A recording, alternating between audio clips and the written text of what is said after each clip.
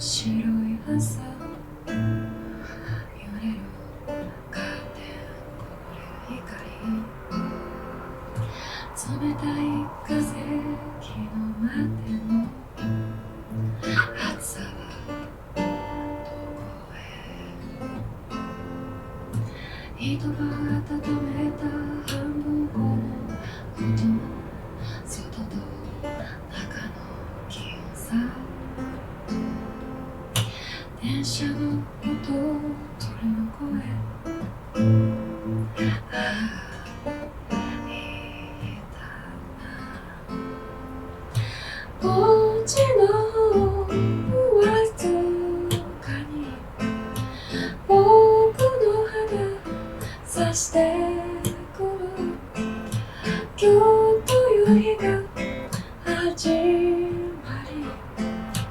終わりが見えてくるタラタラタタラタラタタラタラタタタタラタラタタラタラタ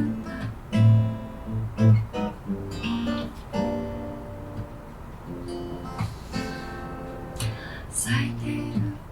花横目に落ちている秋が眺めた世界ってこういうもんだよな大きなこと考えてみたこ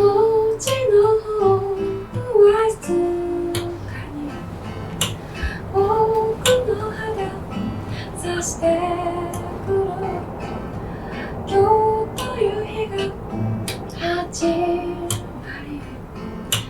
終わりが見えてくるああああああ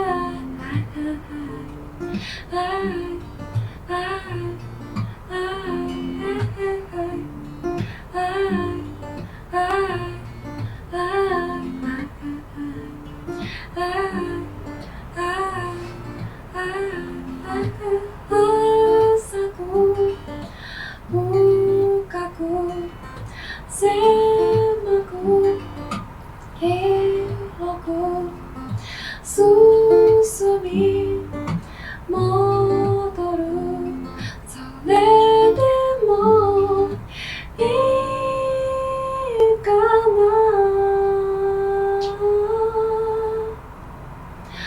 こっちの